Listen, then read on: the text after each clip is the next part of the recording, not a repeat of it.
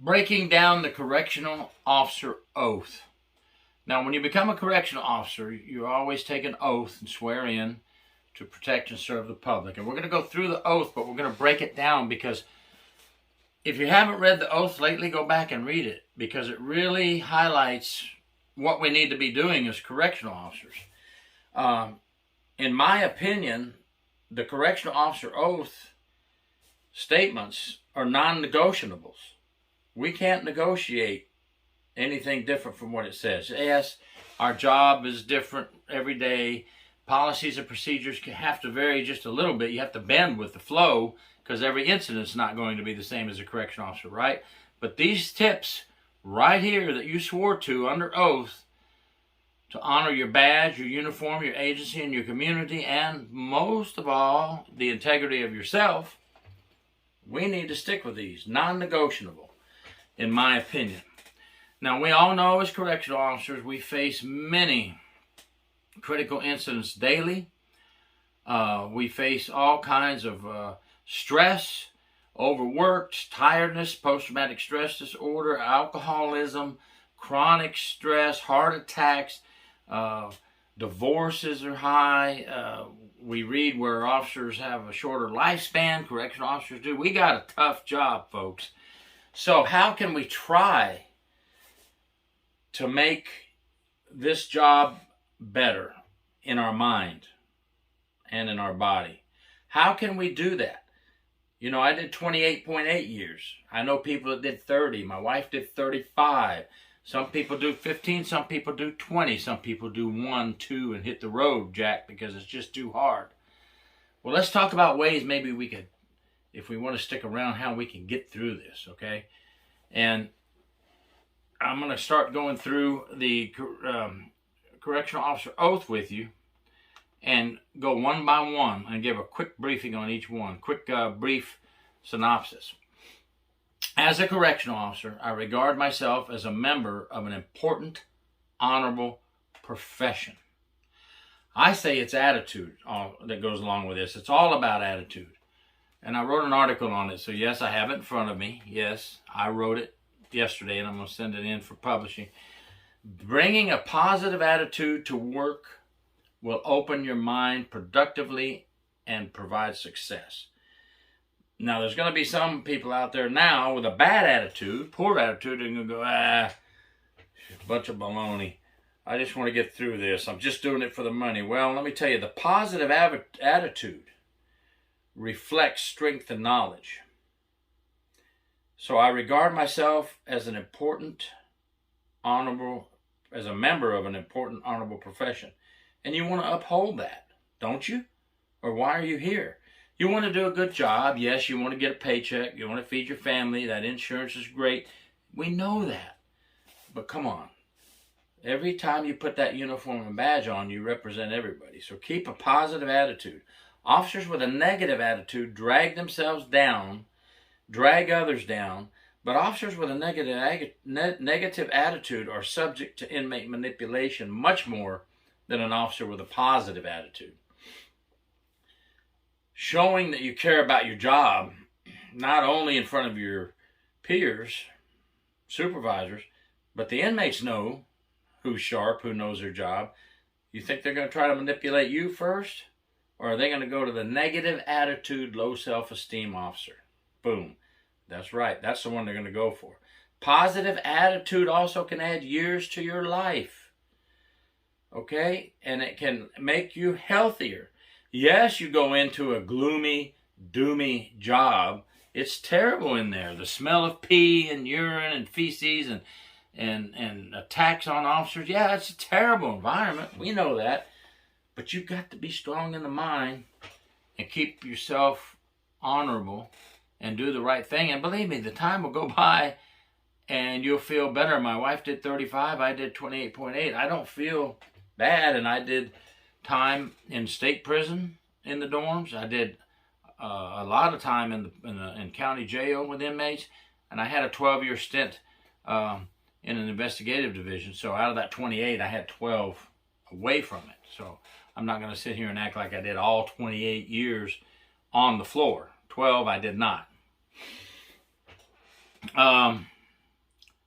I will keep myself in the best possible physical condition at all times. Well, that's a pretty much given, folks. We know that physical activity helps you in so many ways. It's a free avenue to obtain ultimate health. Yes, we work overtime in many hours. It's very hard to do it, but you can fit it in. There's ways to fit in 20 minutes 3 times a week. That's all I'm asking you. 20 minutes 3 times a week to keep your oath. Why do we want to be in the best physical shape possible, and why is that in the oath, the correctional officer oath? Because we want you to protect others and protect yourself and go home to your family safely. What if you have to run 2 or 3 minutes across a compound to help an officer in danger, being attacked by inmates? And by the time you get there, you can't breathe. You're huffing and puffing so hard that you have no energy left to help the officer. Try to get in some type of physical condition for yourself, for your fellow employees. Now, number 1, you live longer if you can do some type of exercise. Number 2, it helps relieve some stress. No, it's not going to relieve all stress. But come on, who that works out cannot say, when I finish a workout, I just feel so good. I feel super. I feel like Superman. No, we're not. We are Supermen in a way because of what we do, right? That other people won't do this job. But, I mean, we're really not Supermen and women, okay? But you feel like it when you work out. Keep yourself in shape and exercise, and that also helps build your attitude in a positive way. I will perform my duty with efficiency at all times. Well, work efficiency in corrections is very important. You want to maintain the security of the prisoner jail, right? But if you're not efficient, you're missing things. If you start to miss things around you and in your environment, you make mistakes. In the environment we work in, there's danger lurking around every corner. Stay efficient in your job and stay alert, and it will help you in the long run and may even save you, okay? The next part of the creed. I will be, let me make sure I'm on the right one. I skipped up a little bit. I will perform with efficiency. I will be exemplary in my conduct, edifying in my conversation, honest in my dealings, and obedient to the laws of the city, state, and county. Well, let's face it, folks. Good conduct does not only mean compliance with agency rules and regulations, okay? It means exemplary behavior, efficiency, and fidelity in what you do, okay? You don't want to do that, that's fine. Just go ahead and be your own miserable, lonely self out there. But if you get out there and present yourself professionally with good conduct and continual loyalty and support, it'll go a long way. Not just for your career, not just if you want to advance, because they say, oh, Bill is sharp, Susan is sharp, they do everything that we ask. And I'm not talking about kiss ass here, folks. That's a whole nother topic. I'm not going to do a video on that right now, but I'm not talking about kiss ass. I'm talking about doing your job and having good conduct while on the job. And that will help you a lot and send you a long way up the ladder if you wish. And if you don't wish to go up the ladder, what does that do anyway? Pride in yourself. It shows you take pride in yourself and what you do. We should all be proud of ourselves if we put that uniform and badge on. We shouldn't be some slumped over, lazy, non-caring officer. That's not, if you want to be that way, don't join and take the oath to be a correctional officer. Integrity is the key, folks. Disassociating yourself from all forms of corruption and unethical conduct will help you through your career with dignity and honor. Don't you want to go out that way? I will regard my oath as I regard my sacred honor. A lot of the same thing I just talked about. uphold the oath and the allegiance to the agency and the community that we work for. Public trust is a critical component for the success of not only you as an officer, but the agency, the reputation of correctional officers. I will regard my oath as I regard my sacred honor. Okay? We're in church today. We're in correctional officer church today. We're preaching today, folks. We take the oath swearing to protect and serve. Anything below that is unacceptable. When you swear to the correctional officer oath, you're saying you will give your uncompromising and complete devotion to your uniform and badge. Your honor, your sacred honor depends on you. You're the one that controls that. Okay, nobody else. You control that. I will not, in the performance of my duty, work for personal advantage or profit. Very self-explanatory, but let's discuss very briefly. As a public servant, we as correctional officers cannot use our position of authority to coerce or solicit an inmate or an inmate's family for favors, gifts, money, or sexual favors. Come on, we all know that. Happens though, doesn't it? This can extend to the outside of the prison and jail, to businesses, accepting gifts or profits from businesses or private entities as a favor. Please check your local statute on that regarding correctional officers. Keep yourself safe. We all love gifts. We all love, thank you very much for what you did. We appreciate you. Boom. Make sure you know your agency's policy and your state statute. You don't want to get in trouble. You may innocently accept a small gift and it may not be the right thing to do. I'm not going to tell you either way, but just know your state statute on that. And remember, as far as gifts and coercion goes, an honest officer has integrity and a corrupt officer has a price.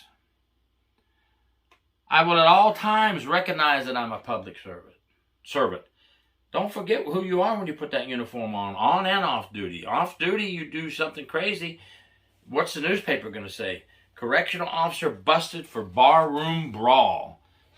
You're a correctional officer 24/7, whether you think so or not. If you think going home, throwing off the uniform, gives you the freedom to do things that you shouldn't be doing, you're wrong. And you picked the wrong profession. Deciding on being a dedicated public servant is a choice. You made that choice. If you made that choice, you must hold the oath and recognize your duty to the public and the agency and yourself. Every one of these is about you and how you conduct yourself. It all reflects back on you. So you can look at this oath and say, screw the agency. That's just a bunch of hogwash they put on there for a guideline so they can burn your ass later. That's what I've heard. No, folks. Come on. Every business in the world, law enforcement or not, has to have a policy, procedure, a creed, an oath, a mission.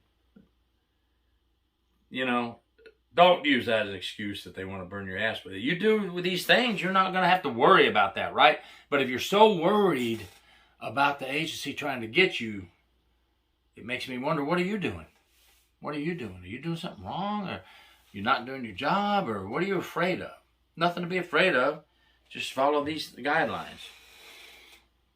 I will give the most efficient and impartial service of which I am capable of at all times. We could do a video on each one of these, and I may do that. What more can we ask for? Be efficient. Make a person highly productive. Being efficient makes a person highly productive. Focusing on the job is part of being efficient. If you lose focus in corrections, you can miss a sign of danger. You can miss something that will cause you to be manipulated by inmates. You can place yourself in danger. Remaining impartial was the other part. Being efficient and impartial. Well, remaining impartial in corrections means performing your job without any hostility toward any one person or group, staying on track and being fair and firm and consistent. That's the key. That's what it's telling you you need to do. Now, other things could be added in these breakdowns I'm doing. This is my breakdown. If you have more to add, please add it in the comments, because we need to know. We're trying to send a message out for our officers that will help them. Not whether they're here 2 years in the career or 35 years. We want them to leave with honor, right? I will be courteous in my contacts at all times. This even goes with a telephone. Outside call coming in. I've seen it. Yeah. Yes? Am I speaking with the Florida Department of Corrections? Yep. What do you need? How can I help you? No. One time, the Secretary of Corrections was calling around to different institutions on purpose to see how the phone was answered. And boy, did he put out a memo after that. You will answer that phone with courtesy and professionalism. Hey, when you answer that phone, you're reflecting what we in the badge and uniform, how we act.